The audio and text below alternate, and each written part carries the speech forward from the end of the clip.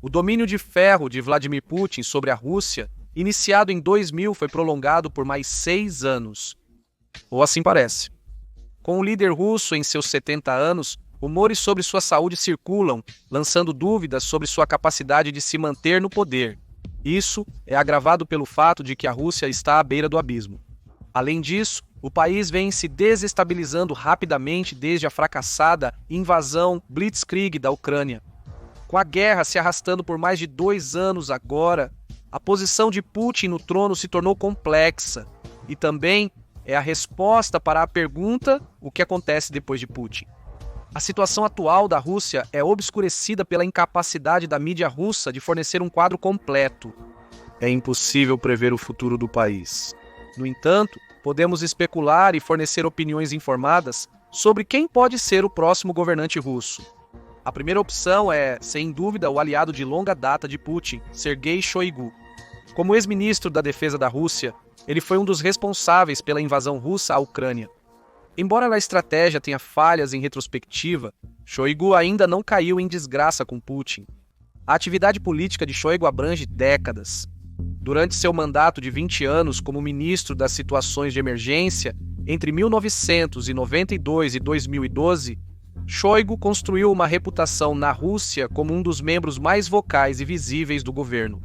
Sua abordagem prática e disposição para viajar pelo país, para responder a desastres naturais prioritários, o tornaram uma figura popular quando a Rússia se recuperava economicamente após o colapso da União Soviética. Seus esforços fortaleceram a opinião dos locais sobre o governo, o que sem dúvida criou uma base estável para a propaganda interna russa se estabelecer em todo o país. Shoigu, com sua vasta experiência política, manteve-se como uma das figuras públicas mais populares e notáveis na Rússia, principalmente devido a vitórias militares passadas, como a anexação da Crimeia. Embora ele seja um dos candidatos mais prováveis para assumir a coroa, existem alguns fatores que trabalham contra ele. Por um lado, suas recentes atividades na Ucrânia azedaram um pouco a opinião pública sobre ele. A falha de Shoigu em tomar a Ucrânia rapidamente provavelmente causou mais perdas no século XXI do que qualquer outro conflito global, considerando sua duração. Como resultado, em 12 de maio de 2024, Putin assinou um decreto no domingo nomeando Shoigu como secretário do Conselho de Segurança da Rússia. Além disso, Shoigu é poucos anos mais jovem que Putin. Mesmo que ele assuma a presidência, seu mandato será provavelmente mais curto que o de Putin, criando um potencial para maior desestabilização do país enquanto os partidos buscam um novo status quo. Putin admite que preferiria que alguém mais jovem assumisse o controle da Rússia para garantir uma transição de poder mais gradual. Esse alguém mais jovem poderia ser Dmitry Kovalev, um misterioso membro russo do gabinete presidencial. Kovalev foi visto em uma conversa íntima com Putin durante o desfile da Vitória em maio de 2022 em Moscou. A foto do par despertou a mídia internacional devido ao fato de que Putin famosamente evita estar em público com outras pessoas. Portanto, qualquer avistamento de Putin conversando com alguém é interpretado como sendo um possível sucessor. Contudo, há poucas informações disponíveis sobre Kovalev. O gabinete da administração presidencial tem, em teoria, grande influência sobre o cargo presidencial. Kovalev não parece estar tão alto na hierarquia do departamento. As reivindicações de Kovalev à presidência só seriam realizadas se Putin decidisse pessoalmente elegê-lo como sucessor através de uma posição política mais proeminente. No entanto, isso ainda não aconteceu, e Kovalev permaneceu fora da atenção da mídia desde a primeira aparição, tornando-o um concorrente pouco provável. Por outro lado, isso pode ser apenas uma tática de Putin para desviar a atenção e colocar alguém novo e jovem como chefe da Rússia. Mas se Putin estivesse procurando sucessores entre seus confidentes, ele provavelmente optaria por Nikolai Patrushev, ex-chefe da Serviço Federal de Segurança, agência de espionagem russa e assessor do presidente russo. A ascensão de Patrushev ao poder assemelha-se à de Putin, com fortes laços na rede de espionagem russa. Patrushev tem os meios e o motivo para direcionar a política da Rússia para seus objetivos.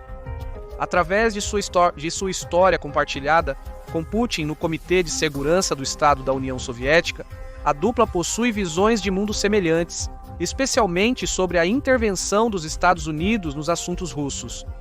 Ele já acusou famosamente Washington de perseguir uma agenda oculta para colapsar a Federação Russa. Petruschev provavelmente teria uma reação mais extrema ao Ocidente tentando limitar a influência russa sobre os ex-países soviéticos. Portanto, sua presidência poderia ser marcada pelos mesmos problemas para o Ocidente como os últimos anos de Putin. O envolvimento mais recente de Petruschev na política e diplomacia russa o levou ao flanco oriental da Rússia na China. A China foi identificada como um dos principais parceiros comerciais e políticos da Rússia após a invasão, então Petruschev, sendo um facilitador dessa relação, provavelmente é um dos membros mais confiáveis do séquito de Putin. Além disso, se Putin deixar o cargo, os laços de Petruschev com o exército e a espionagem e uma visão favorável do maior parceiro comercial da Rússia, significariam que ele enfrentaria oposição mínima. Contudo, Petruschev enfrenta um problema similar ao de Shoigu. Ele é 2 anos mais velho que Putin, o que sugere que sua ascensão ao poder seria acompanhada de especulações sobre sua saúde. O que Nikolai Petruschev poderia fazer é preparar seu filho Dmitry para o papel. O vice-primeiro-ministro de 46 anos se formou na Academia Serviço Federal de Segurança, colocando-o na mesma esfera política de Putin e Petruschev. Além disso, Petruschev já chamou a Serviço Federal de Segurança de nova nobreza da Rússia. Devido aos claros laços de Dmitry Petruschev com a Serviço Federal de Segurança e a capacidade de Putin de prepará-lo para o papel através de sua camaradagem geracional com seu pai, Dmitry deveria muito bem estar no radar de todos. A ascensão de Dmitry como presidente russo também aliviaria algumas das preocupações ocidentais sobre os planos de longo prazo da Rússia.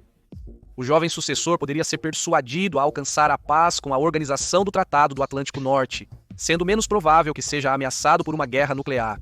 Embora Dmitry provavelmente não mudasse a natureza do regime autoritário do Kremlin, ele poderia ter uma maior capacidade de desviar o curso para algo menos ameaçador aos inimigos da Rússia, salvando a Rússia como país a longo prazo. Se Putin quiser evitar isso, provavelmente passaria a presidência para alguém próximo, para que o sucessor pudesse direcionar a nova geração ao seu modo de pensar. Alexei Dyumin, considerado por muitos como o guarda-costas de Putin, é uma das possíveis opções do círculo íntimo do presidente russo.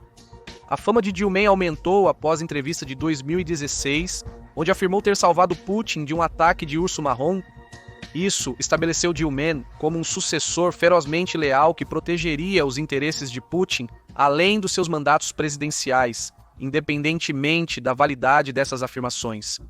Dyumin também foi rastreado até a anexação da Crimeia pela Rússia em 2014, sendo creditado como tendo desempenhado um papel vital na liderança da operação das forças especiais. Em 2016, Putin nomeou Duman como governador de Tula, uma província ao sul de Moscou, com interesses estratégicos-chave, como uma das barreiras entre o Ocidente e o centro populacional e econômico da Rússia.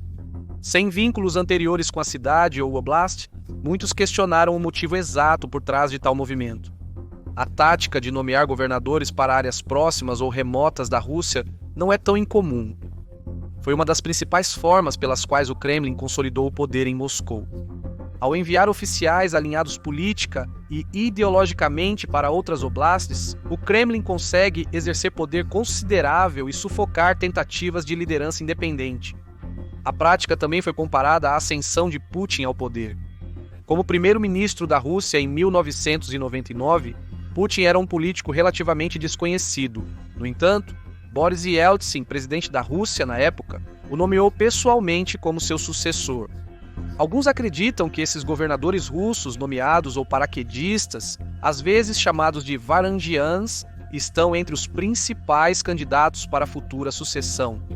O sucesso atual deles foi totalmente devido à interferência do Kremlin, tornando-os altamente improváveis de promover uma ideologia diferente. Enquanto Diomedes é fervorosamente pró-Putin, outro aliado histórico próximo de Putin poderia manter uma posição mais moderada sobre o futuro da Rússia. Este, claro, é Dmitry Medvedev. O ex-presidente russo basicamente recebeu o cargo de Putin entre 2008 e 2012 como uma maneira de Putin permanecer no poder, mesmo que apenas nos bastidores. Isso se deve à Constituição russa, que impede um presidente de servir 2 mandatos consecutivos, algo que Putin conseguiu contornar através de suas reformas de 2020. O mandato de Medvedev como presidente russo foi moderado, possivelmente devido à sua aparente falta de ambição sem a orientação direta de Putin. Após Medvedev renunciar e Putin retomar seu cargo, os esforços políticos da Rússia geraram conflitos com alguns cidadãos, e Putin precisava de um bode expiatório. Esse acabou sendo Medvedev. Em vista de uma acusação de desvio de dinheiro contra Medvedev feita por Putin e outros membros do círculo íntimo do presidente em 2020, Medvedev foi rebaixado de primeiro-ministro para vice-presidente do Conselho de Segurança, um papel sob Putin e Patrushev. No entanto, Medvedev tem causado impacto na Rússia desde a invasão da Ucrânia. Suas visões anteriormente liberais e pró-Ocidente durante sua presidência foram substituídas por visões fortemente populistas e anti-ocidentais. Essa mudança para se alinhar com a ideologia de Putin é sem dúvida uma maneira de Medvedev voltar a ser um dos homens mais confiáveis aos olhos de Putin. Além disso, Medvedev tem apenas 58 anos. Isso o coloca em algum lugar entre a geração de Putin e a de Dmitry Patrushev. Isso significaria que ele poderia teoricamente estender a ideologia de Putin por mais 2 mandatos e preparar o próximo presidente para fazer o mesmo. Por outro lado, o histórico de Medvedev de manter laços mais amigáveis com o Ocidente durante sua presidência poderia ser o ponto de partida ideal para uma nova Rússia, mas não se sabe o quanto de suas provocações e comentários maníacos sobre política mundial são uma farsa para atrair a atenção de Putin como sucessor. No final, o futuro da Rússia sob Medvedev pode ser incerto, mas onde o primeiro-ministro anterior falhou, o atual pode prevalecer. O cargo é atualmente ocupado por Mikhail Mishustin. Ele foi nomeado primeiro-ministro após as mudanças que selaram o destino de Medvedev e permitiram Putin contornar o bloqueio constitucional à presidência. A história de Mishustin como diretor do Serviço Federal de Impostos, cargo para o qual foi nomeado por Putin em 2010, lhe rendeu uma reputação estelar como tecnocrata e encheu os cofres do país para perseguir interesses internacionais, como a invasão da Crimeia. Mishustin pode ser o fator mediador que impulsiona a Rússia rumo a uma verdadeira tecnocracia, reforçando ideologicamente seu domínio sobre as ex-nações soviéticas. Isso também significaria o aumento da já considerável guerra tecnológica e propaganda entre a Rússia e o Ocidente. Por outro lado, Mishustin não tem uma chance significativa de ser eleito ou nomeado como sucessor. Ele se tornaria o presidente interino apenas se Putin fosse incapacitado ou deposto sem nomear seu substituto. Além disso, Mishustin não tem muito em termos de história política, tornando-o inadequado para ser o presidente de um dos maiores países do mundo. É aí que outra figura local proeminente poderia se destacar, e essa pessoa é o prefeito de Moscou, Sergei Sobyanin. Embora a gestão de Sobyanin como prefeito nos últimos 14 anos não tenha sido particularmente notável, talvez seja exatamente quem a Rússia mais precisa como sucessor de Putin. Sob sua liderança, Moscou floresceu, tornando-se o centro populacional e econômico da Rússia, apesar de suas opiniões políticas não gerarem manchetes.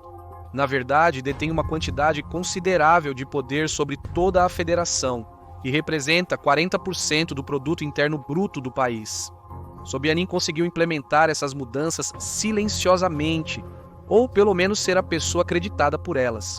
Isso significa que Sobyanin teve bastante tempo para aprender o funcionamento interno do Kremlin, e ele poderia usar sua experiência para impulsionar Moscou como o verdadeiro centro da nação. Sobyanin também foi anteriormente chefe da administração do Kremlin entre 2005 e 2008, e vice-primeiro-ministro de 2008 a 2010. Isso provavelmente lhe proporcionou percepções essenciais sobre a ideologia de Putin e sua evolução ao longo do tempo. Se Putin não conseguir escolher um sucessor a tempo, ele poderia manobrar entre os partidos e grupos políticos para aproveitar uma oportunidade para si. O recente anúncio de Putin sobre a Ucrânia também favoreceu Sobyanin, com muitas regiões russas designadas para ajudar a reconstruir as províncias ucranianas conquistadas. Moscou recebeu a República Popular de Luhansk. Esses esforços revelaram-se perigosos. pois 2 carros-bomba reivindicaram deputados russos na Ucrânia em 2024. Se Sobyanin insistir em fortalecer Luhansk com os recursos de Moscou, ele poderia se estabelecer como uma figura pró-Putin e um possível sucessor aos olhos do presidente. Porém, há outros que podem tentar concorrer à presidência devido à sua longa e destacada posição no governo russo. Vyacheslav Volodin faz parte do governo russo desde 1999, subindo do cargo de político regional de Saratov e como presidente da Duma estatal. Durante sua carreira, ele foi nomeado vice-presidente, vice-primeiro-ministro e, finalmente, presidente da Duma estatal desde 2016.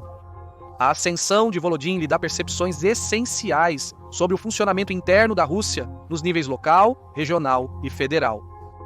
Volodin tentou conter a influência do Kremlin sobre a nação, concedendo mais poder à Duma estatal na eleição de cargos governamentais cruciais. É um conceito que foi aprovado em parte nas emendas constitucionais de Putin de 2020.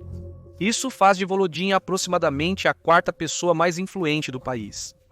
Observou-se também que Volodin tem ambições presidenciais, mas não quer arriscar diretamente o governo de Putin.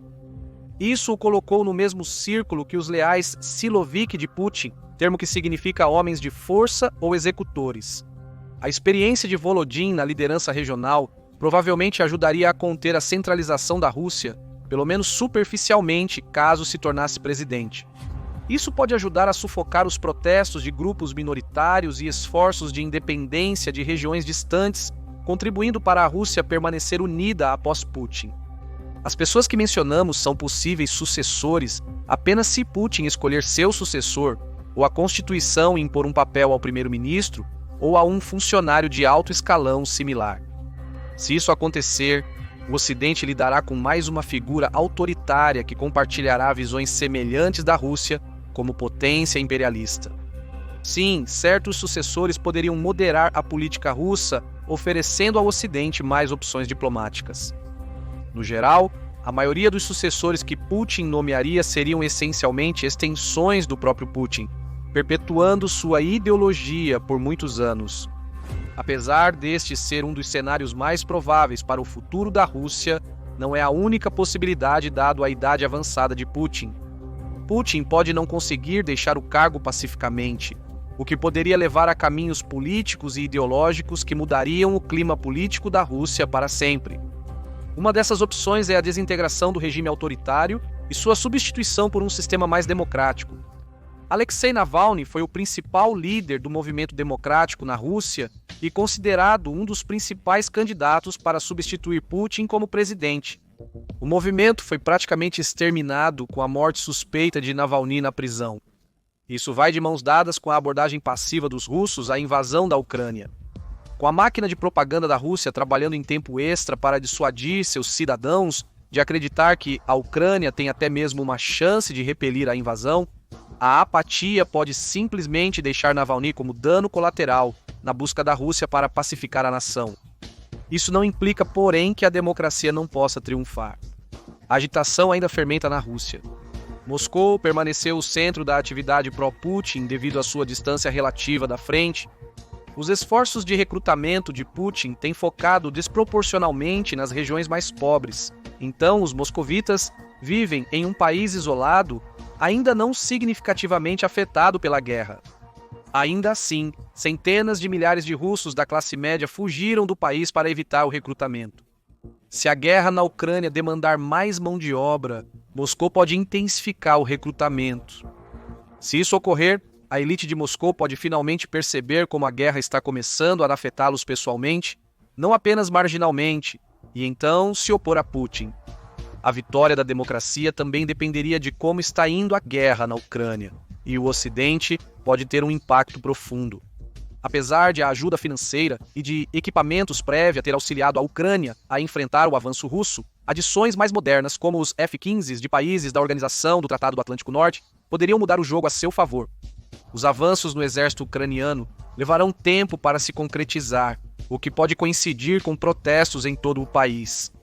No entanto, mesmo que Putin seja deposto por esforços democráticos, a nova Rússia pode não ser tão diferente daquela liderada por Putin. Caberia ao novo governo remover completamente o Siloviki de Putin do poder e criar um novo governo no qual o Ocidente possa confiar para manter relações amigáveis e, por fim, as ambições imperialistas. Outro cenário para a sucessão de Putin é uma luta total pelo poder entre as principais facções políticas na Rússia. Estima-se que 6 principais grupos de elite exercerão influência sobre a Rússia. Os Siloviki, até agora, foram os principais responsáveis por colocar Putin no poder e manter a imagem da Rússia como uma nação imperialista. Alguns dos sucessores propostos por Putin, como Patrushev e Shoigu, pertencem a este grupo. Os Siloviki controlam a principal força militar da Rússia, mas não a principal entrada econômica do país. Se eles falharem em tomar o país pela força, podem tentar negociar com outro grupo para consolidar o poder. O segundo é o complexo militar industrial, ou seja, o produtor russo de armas e equipamentos militares. A Rostec, principal corporação russa de armamentos, também é dona do banco Novikon. Isso significa que o complexo também pode gerenciar o fluxo de caixa entre as indústrias, reforçando sua autossuficiência. Um dos grupos mais influentes está ligado à indústria de extração e processamento de gás. Os 2 principais players do grupo são Gazprom e Novatek. Curiosamente, a Gazprom também possui seu próprio complemento militar e um serviço de mídia. Isso significa que a Gazprom poderia criar campanhas eficazes de propaganda e informação, enquanto cria um estrangulamento na política russa, controlando uma das principais exportações do país. O pequeno irmão da elite do gás é a indústria de extração de petróleo, liderada pela Rosneft da Rússia. A empresa de energia não tem quase tanta influência na mídia e militar em comparação com o gigante do gás da Rússia, mas também é um dos setores que tem mais laços com o Ocidente, pois compete diretamente pelo petróleo vindo do Oriente Médio, um dos parceiros significativos da China. Outro grupo que pode ter uma influência significativa sobre quem poderia ser o próximo presidente russo são os irmãos Kovalchuk, Yuri e Mikhail. Yuri Kovalchuk é o maior acionista do Banco Rosaia, que foi elevado a uma das maiores instituições financeiras do país.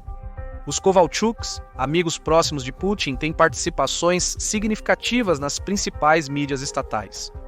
Finalmente, a Rússia poderia inaugurar uma nova era de tecnocracia autocrática com a ajuda de Sergei Krienko, o vice-chefe de gabinete na administração presidencial, e Hermann Gref, o diretor executivo do Sberbank, o maior banco da Rússia. A elite liderou esforços para promover administradores qualificados por meio de planos patrocinados como Líderes da Rússia, Terra de Oportunidades e Escola de Governadores. Como resultado, as elites que saem desses programas podem assumir posições governamentais vitais e permitir que os 2 oligarcas perpetuem seus planos por toda a Rússia.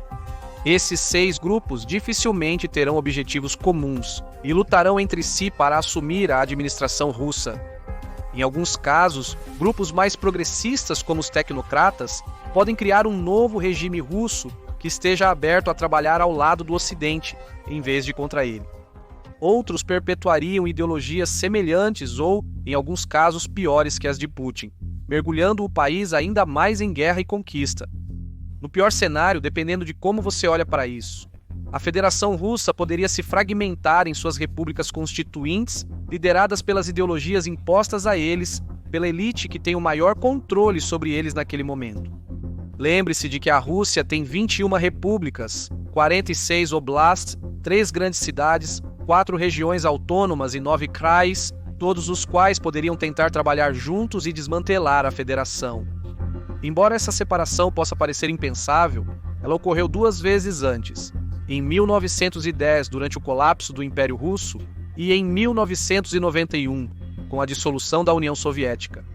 O processo pode não ser imediato ou total, mas o crescente número de protestos que Putin teve que reprimir nos últimos anos pode significar que, sem ele como pacificador, as minorias russas podem ganhar coragem para fazer suas próprias jogadas ao lado ou contra a elite.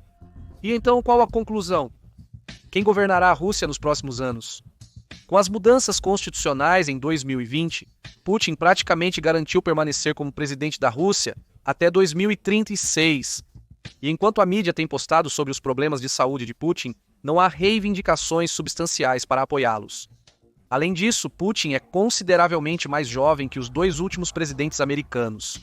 Se o Ocidente não mantiver a pressão sobre a Ucrânia e forçar a Rússia a recuar, Putin poderá aproveitar a glória de trazer a Ucrânia para o seu lado durante seus mandatos presidenciais. Mesmo que o controle de Putin sobre a Rússia diminua e ele seja forçado a renunciar, é improvável que nomeie um sucessor a menos que seja inevitável. Pode ser alguém completamente diferente de qualquer projeção ou especulação ocidental.